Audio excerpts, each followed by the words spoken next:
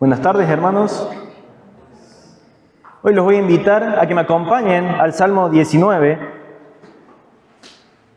Mientras buscan, tal vez alguna vez se ha preguntado cómo podemos conocer a Dios, dónde encontramos a Dios. Algunos han buscado a Dios a través de la experiencia mística, a través de la misma experiencia propia de la vida, en la filosofía de la calle, otros en otro tipo de filosofías, buscando un nivel mayor de espiritualidad o un nivel diferente de energía. Otros han buscado a Dios en las tradiciones. Pero la Biblia nos muestra que Dios mismo ha tomado la iniciativa de revelarse. Él no ha decidido quedarse oculto.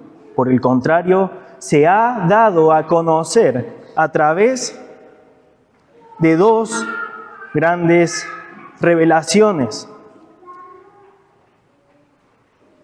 En el Salmo 19 vemos que es a través de la creación y a través de su palabra. El Salmo 19 es un poema maravilloso que comienza mirando el cielo y termina mirando a nuestros propios corazones. Y eso es lo que vamos a buscar hacer hoy.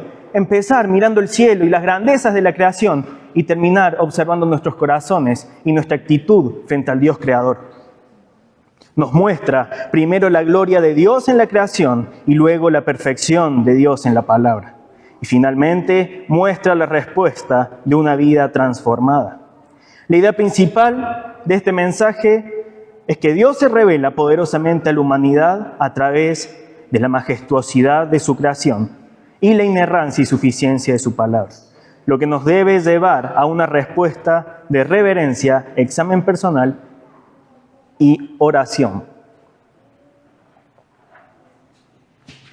Con esta introducción espero que ya hayan encontrado el Salmo 19. Lo vamos a leer. Dice David: los cielos proclaman la gloria de Dios y el firmamento anuncia la obra de sus manos. Un día transmite el mensaje al otro día y una noche a la otra noche revela sabiduría. No hay mensaje, no hay palabras, no se oye su voz, pero por toda la tierra salió su voz y hasta los confines del mundo sus palabras. En ellos Dios puso una tienda para el sol, y como un esposo que sale de su alcoba, se regocija como hombre fuerte al correr su carrera. De un extremo de los cielos es su salida, y su curso hasta el otro extremo de ellos, y no hay nada que se esconda de su calor. Versículo 7, la ley del Señor es perfecta, que restaura el alma. El testimonio del Señor es seguro, que hace sabio al sencillo. Los preceptos del Señor son rectos, que alegran el corazón. El mandamiento del Señor es puro, que alumbra los ojos. El temor del Señor es limpio, que permanece para siempre. Los juicios del Señor son verdaderos, todos ellos justos. Deseables más que el oro, sí, más que mucho oro fino, más dulce que la miel y que el destilar del panal. Además, tu siervo es amonestado por ellos. En guardarlos hay una gran recompensa. ¿Quién puede discernir sus propios errores? Absuélveme de los que me son ocultos. Guarda también a tu siervo de pecados de soberbia, que no se enseñoreen de mí. Entonces seré íntegro y seré absuelto de gran transgresión. Sean gratas las palabras de mi boca y la meditación de mi corazón delante de ti, oh Señor, roca mía y redentor mío. En cuanto a esta revelación general que nos muestra la gloria de Dios, vemos que lo hace por medio de todo lo creado. El versículo 1 dice: los cielos proclaman la gloria de Dios y el firmamento anuncia la obra de sus manos. El salmista levanta los ojos y ve un sermón sin palabras. Un sermón que no necesita palabras. Cada estrella, cada amanecer es una proclamación constante del poder y la sabiduría de Dios. Por eso va a hablar de que no hay palabras, pero hasta todo el mundo llega su voz. No hay voz audible, pero no hay persona que no escuche ese mensaje. El versículo 2 y 3 dicen que un día transmite el mensaje al otro día, y una noche a la otra noche revela sabiduría. No hay mensaje, no hay palabras, no se oye su voz. La creación es un predicador sin voz, que no necesita voz, que no toma vacaciones, no necesita micrófono, no conoce fronteras. Su voz se oye, aunque no se escuche, pero se escucha en todo lugar. No es una voz audible, pero es una voz que todo el mundo logra escuchar. No hay lugar al que la predicación de los cielos no llegue. Ese es el medio, todo lo creado. El propósito es uno. No es que nos distraigamos y, ¡ay, qué lindo el cielo! ¡Ay, qué lindo el sol! Adoremos al sol, como han hecho muchas culturas. El propósito de esta revelación es revelar al Creador. Lo vemos en el versículo 4, dice, pero por toda la tierra salió su voz, y hasta los confines del mundo sus palabras. En ellos Dios puso una tienda para el sol.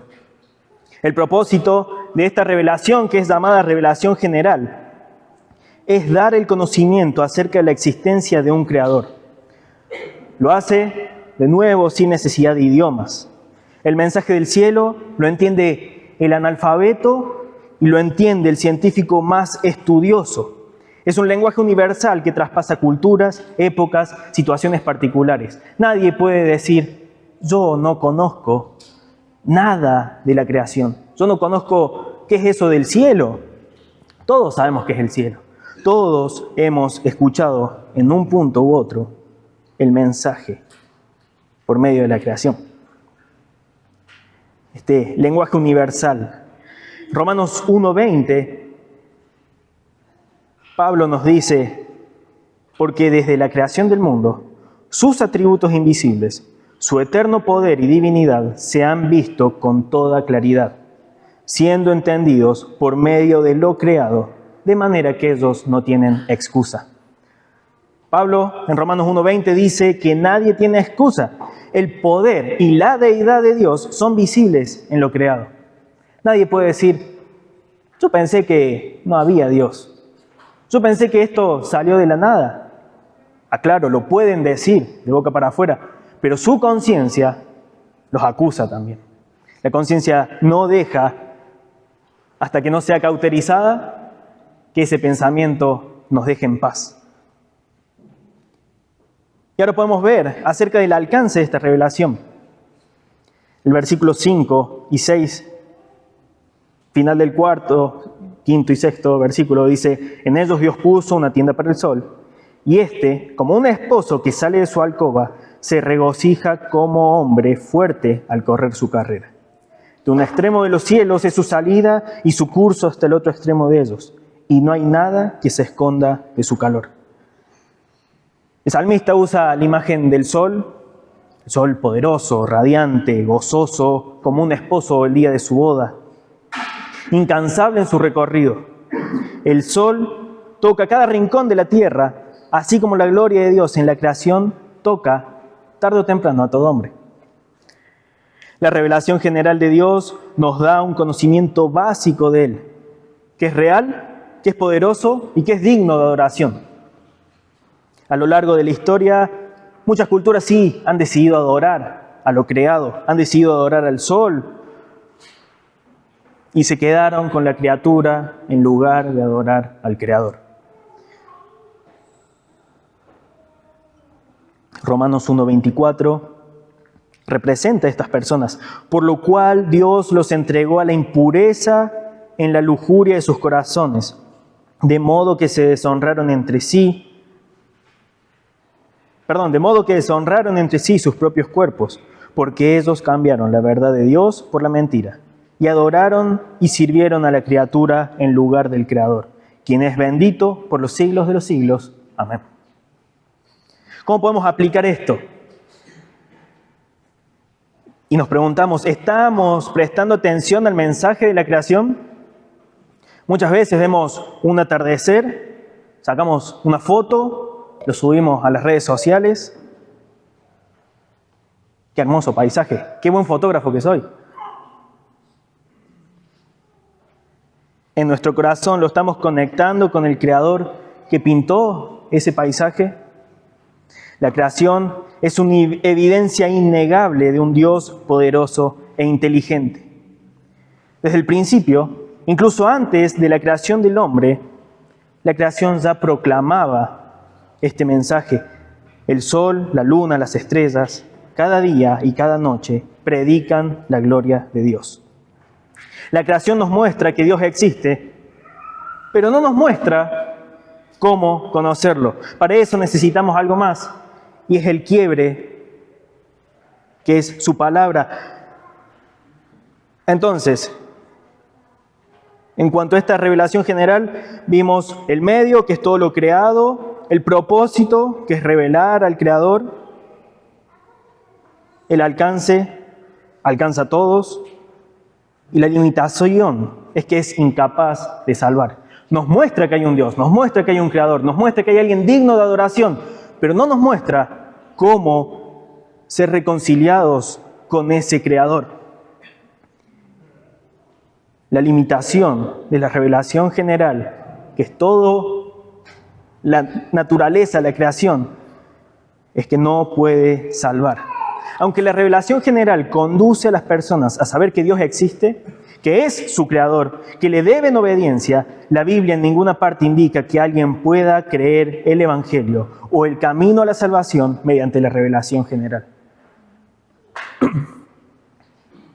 Y acá entra la revelación especial, la palabra escrita. Esa palabra que también desde que inició apunta a una palabra mayor, a una palabra final, a una palabra viva, que es Jesucristo. No estoy spoileando nada, todos conocen la historia, todos conocen el Dios al que adoramos. Y eso es justamente lo que el autor de Hebreos nos recuerda. Dice que Dios, habiendo hablado hace mucho tiempo, en muchas ocasiones y de muchas maneras, a los padres por los profetas, en estos últimos días nos ha hablado por su Hijo, a quien constituyó heredero de todas las cosas, por medio de quien hizo también el universo. Él es el resplandor de su gloria y la expresión exacta de su naturaleza, y sostiene todas las cosas por la palabra de su poder.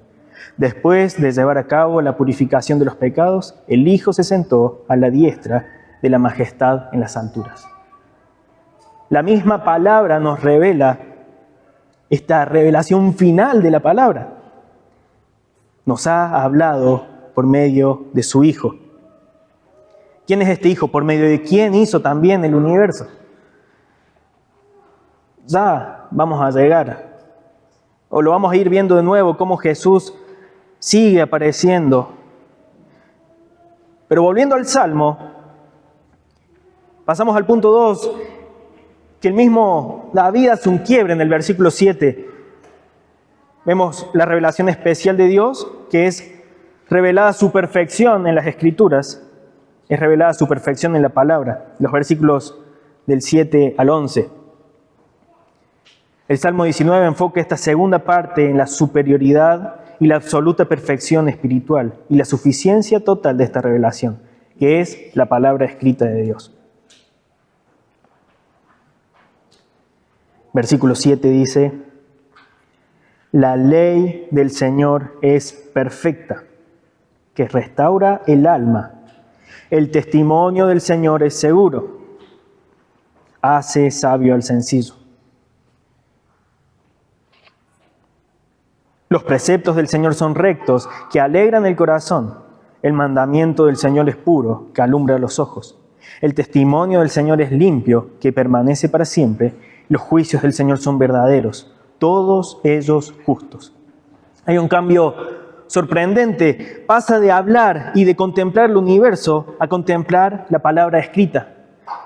y lo hace con un tono muy similar de asombro.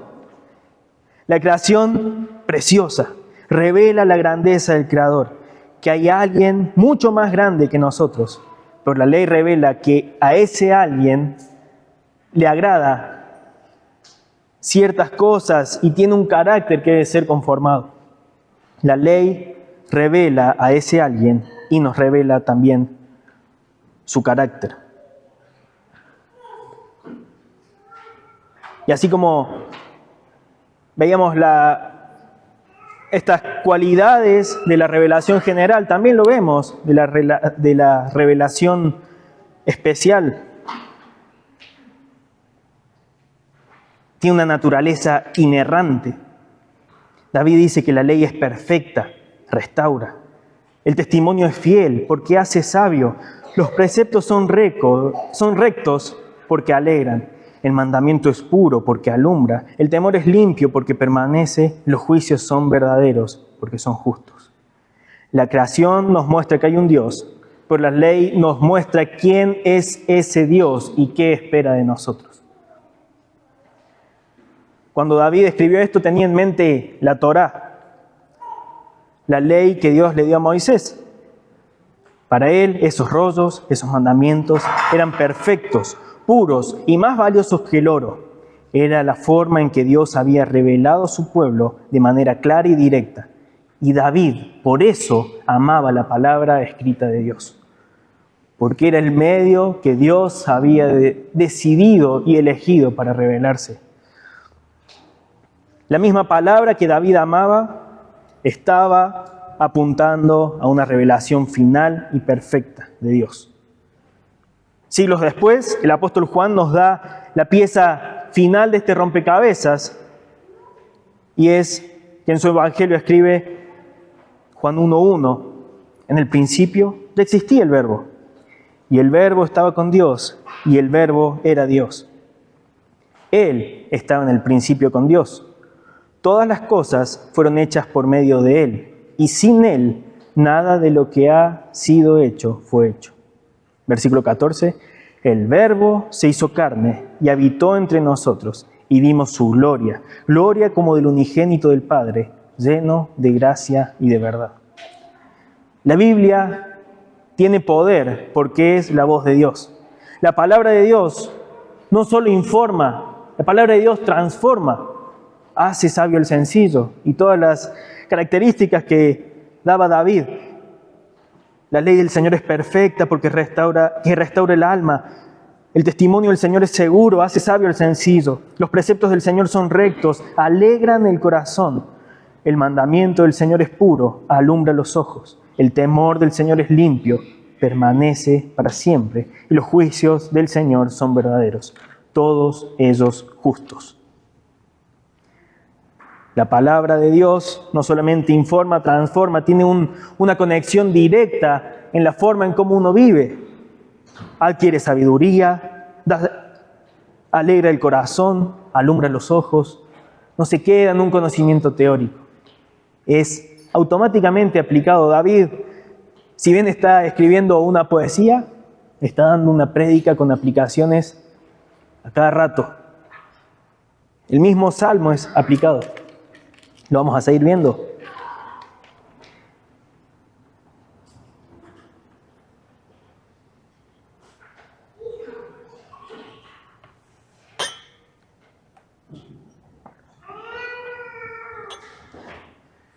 Según lo que veíamos de este pasaje de Juan, entendemos que Cristo es la revelación perfecta del carácter de Dios. Por eso podemos decir con confianza que toda la Escritura apunta a Cristo. Él es quien realmente convierte el alma, alegra el corazón y alumbra nuestros ojos de una manera que la ley por sí sola nunca podría. Lo hace mejor. Vemos también en el versículo 10 el valor y la recompensa de la palabra. Dice, deseable más que el oro, sí, más que mucho oro fino, más dulce que la miel y que el destilar del panal. El Salmo 19, al enfocarse en la revelación especial, esta segunda parte afirma su valor supremo. declarando que las Escrituras son más deseables que el oro, y más que mucho oro afinado, y más dulce que la miel. La palabra es más valiosa que el oro más fino y más dulce que la miel más pura. Oro y miel eran sumamente apreciados en tiempos del salmista. Pero aún así, él dice, nada de esto se compara con tu palabra. David tenía acceso a oro, tenía acceso a miel, pero deseaba la palabra del Señor. La revelación especial es la manifestación de Dios a personas particulares en momentos y lugares concretos, que ahora está disponible para nosotros de forma perfecta en la Biblia. ¿Cómo podemos aplicar esto? Así como la creación muestra la grandeza de Dios, pero no nos dice cómo volver a Él, la palabra sí lo hace. La aplicación acá es volver a poner la Escritura en el centro de la vida. No basta con leerla. De vez en cuando hay que meditar, hay que obedecer, hay que amar, hay que desear, hay que pedirle al Señor, Señor, dame deseo por esto, ayúdame a verlo como más valioso que el oro. ¿Cuántas veces nos desvivimos por plata? ¿Cuántas veces no dormimos por quedarnos trabajando por oro? Ojalá fuera oro, encima. Pero ¿cuántas veces nos quedamos sin dormir por leer las Escrituras? Muchas menos. ¿O soy el único? No sé. Ojalá.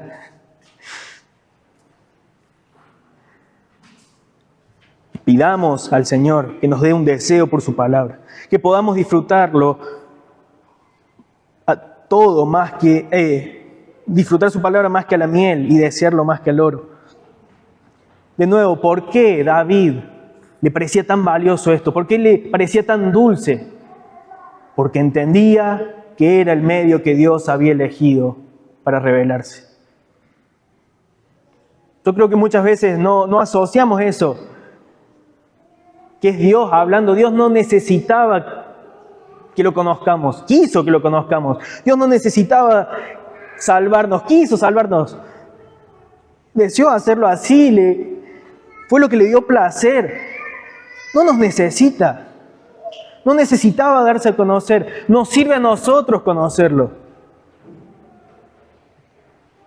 Y creo que a veces no asociamos que es Dios hablando, que es el medio que Dios eligió para darse a conocer, y por eso no le prestamos atención. No creemos que sea algo real, no creemos que... Cuando alguien nos manda un mensaje, ¿por qué contestamos? Porque una persona está atrás esperando nuestra respuesta. Miren el mensaje que nos escribió. Dedicó tiempo, dedicó recursos, preparó gente para escribir su palabra. Y nosotros, bueno, después lo leo. O, claramente es entrar a la casillita del WhatsApp, volver atrás para que no moleste ni siquiera el icono verde. David valoraba que Dios se haya revelado, valoraba que Dios haya dejado su ley. David no se limitaba solo a alabar a Dios por lo que había revelado en su palabra. Él mismo se encarga de hacer la mejor aplicación de su propio pensamiento, brindándonos el ejemplo de lo que debe ser nuestra respuesta a la revelación de Dios. Lo que nos lleva al punto 3. La respuesta a la revelación de Dios es una vida piadosa. Versículo 11.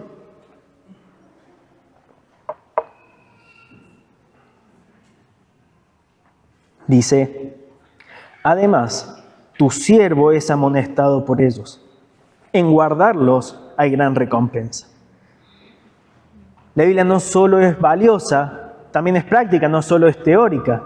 Hay que llevar de lo abstracto a lo concreto los pensamientos. Y nos advierte del peligro del pecado.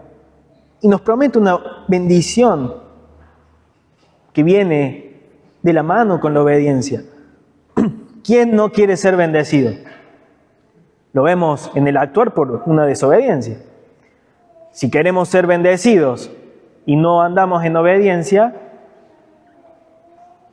hay dos neuronas que no están haciendo su conexión.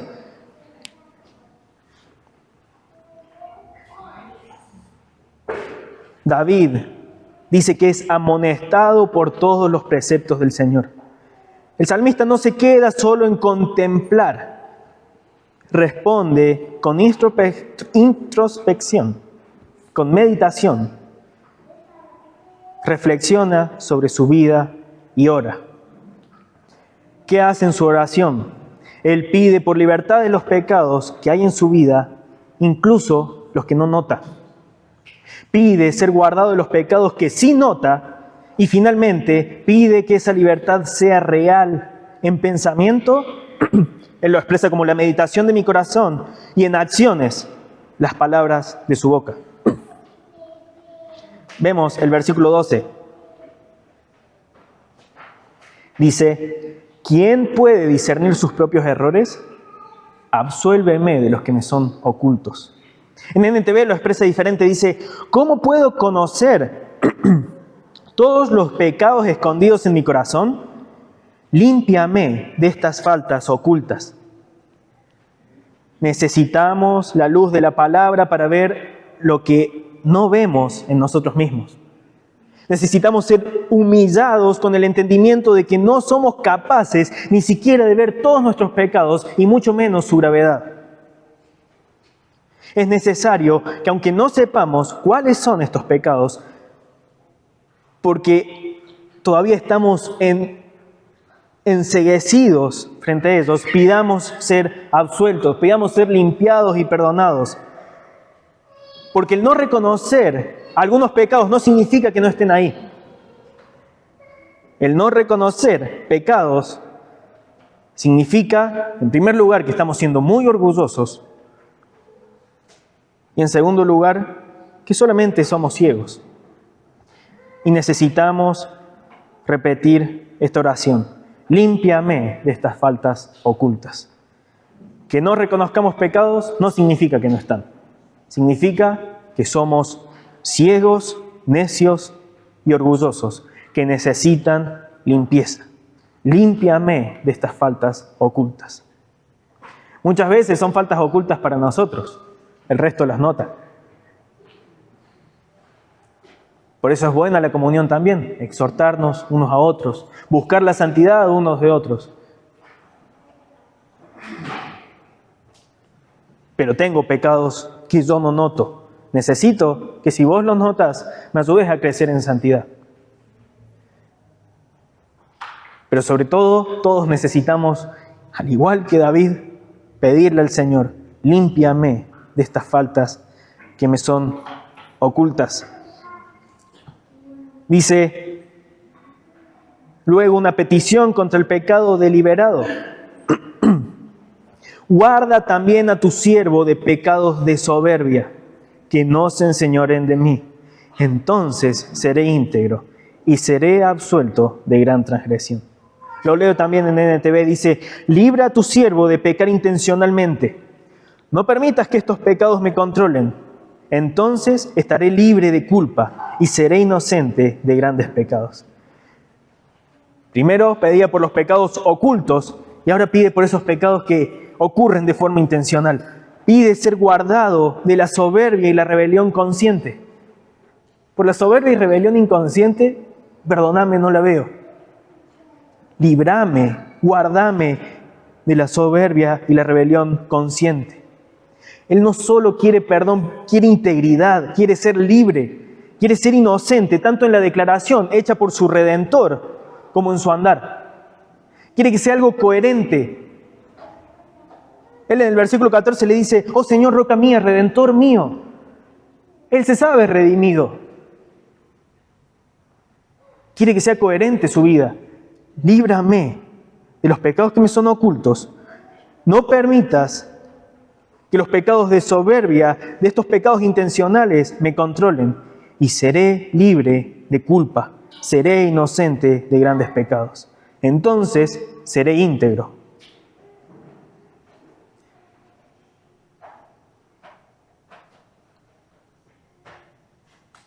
quiere ser inocente tanto en la declaración hecha por su Redentor como en su andar. Y luego hay una oración del corazón y la boca. Versículos 14 dice: sean gratas las palabras de mi boca y la meditación de mi corazón delante de ti, oh Señor, roca mía y redentor mío.